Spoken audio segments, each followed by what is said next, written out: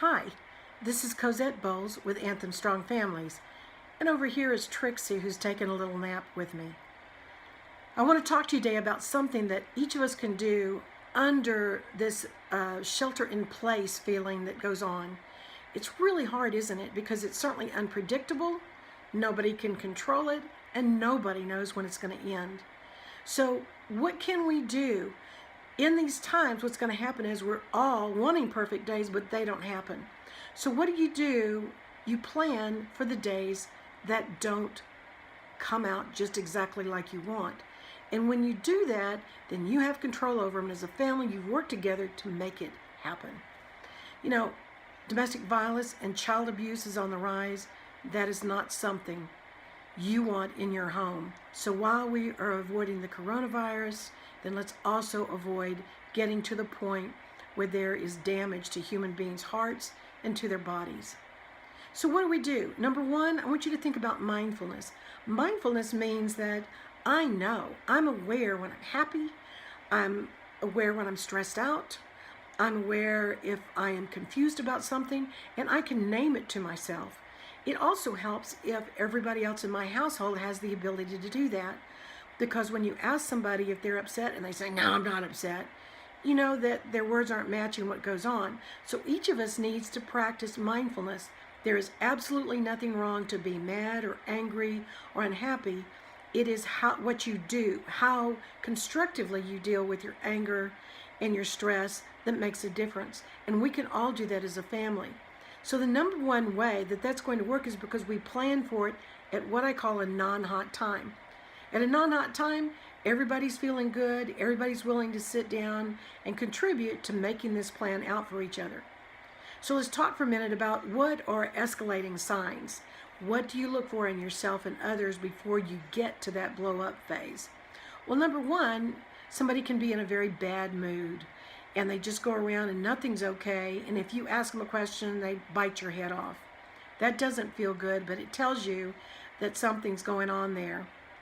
Another one is somebody who is verbally and emotionally attacking you all the time. Like we talked about, you want some more juice? Let me alone. Number three is, how about that someone is using angry gestures, that they're talking to you and they're shaking their fist, or they're talking to you and they have their finger pointed in your face. That always feels very attacking. They can do it with words, they can do it with actions, but you feel it when it happens. Next, I want to talk to you about that people can have not even something that obvious, but how about when somebody gives you a dirty look? You know when that happens, and you know when you're giving somebody a dirty look. And you pretend like you don't know what it's talking about a lot of times, but it's the dirty look. And that never feels good to anyone.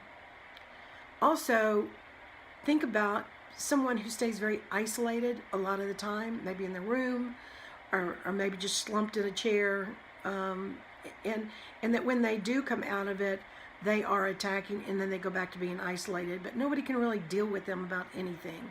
That doesn't feel good.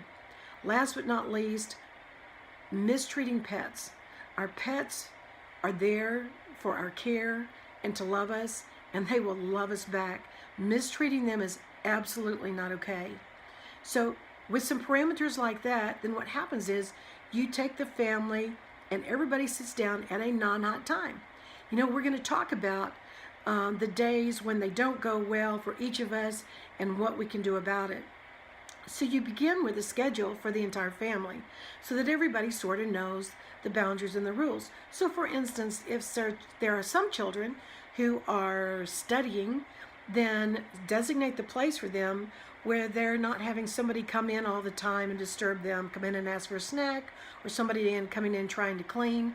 Let them have a space where that works for them. So you take into account everybody's schedule and you put it on the board. And with that, then it's displayed on the refrigerator or in a place, and you now look at it and begin to look at a plan for the entire family when it's not going to fall apart when things get bad, because remember, they do. And so you and I both sit down at the table, all of us, and we make a plan. We make a list ourselves. So for me, it might be, well, when I get stressed or I get uptight, I like to listen to music.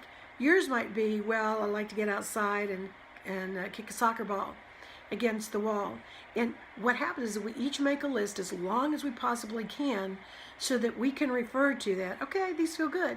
Now, if you say some things, after we share it, if you say some things, and I think, oh, I might try that one too, I can write them down, and you can write down things off of others' lists too. But we compare lists, and you can be adding to this list all the time. Everyone can. So with that, you put them where we can each can access them. And in doing that, we are finding helpful ways. Now, the important thing is to know that when people get angry, you don't blame, you don't shame, you don't put them down for it. That is human to do those things. What we're learning to do is ways to be able to take care of ourselves and our family members when it gets stressed, when we do get uptight. So give everybody some grace. It is about learning to soothe yourself, because most of us feel bad when we get uptight and are lashing out at others. It doesn't feel good ourselves. So I don't need you telling me about that. I feel bad enough. So we're going to learn to forgive ourselves, and we're going to learn to forgive someone else. So a good thing is to have a de-stress less place. It might be a designated place like out on the balcony of the apartment, maybe outside back a little place, or maybe a certain room that is, I can be alone and take a breath. I once had a family that the dad would come home at night, and the kids were so excited about seeing him, but he hadn't had enough time to just calm himself down from work. And so it was always a really bad scene when it should have been a wonderful time for the family being around each other. So they finally decided to put on a certain room, it said Bear's Den. Bear's Den.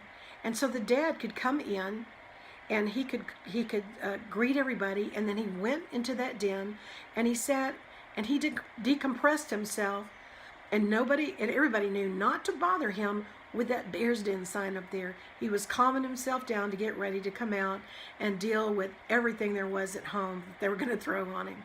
So it's that kind of thing that you're wanting to do. But when you are doing that, make sure that you are not blaming somebody and you don't get upset. When somebody decides himself to go in and to take advantage of a room and says, you know what, I need to calm down, then congratulate them when they come out. Just leave them alone. Always speak calmly to people when they're getting upset, and do your best to leave them alone. If you can agree upon that, if it takes 15 minutes to begin with, or somebody says, well, I need another 10 minutes or whatever, everybody can have access to that room. The best time always to control your anger is before you do it. You don't want to be one on top of each other, because one thing begins to happen and it happens for another one, and pretty soon it just gets up and up and up.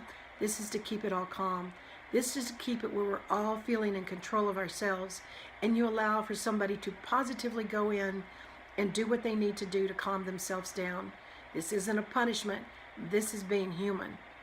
So when anyone makes it through the day and they've had a hard day, congratulate them. For the smaller kids, put a sticker maybe on the calendar, on the refrigerator. For some others, maybe they get to choose the dessert, or maybe they stay up 30 minutes later that night. Some kind of small rewards, or maybe the family plays, they get to choose the game that the family plays together. Understand that sometimes it takes more practice for some than others. So I might not get to calm down as easily as you do, and so you need to lend me some grace so that I can go in there and practice more times, not being put down by you. When we do this, we feel proud of our own growth and our own maturity, and we can celebrate it as a family each night. We have the power to be in control of ourselves. We have the power to help our family learn new ways and great ways to cope. So this is Cosette Bowles encouraging you that with these ways, you can be the champion for yourself and for your family. Take care.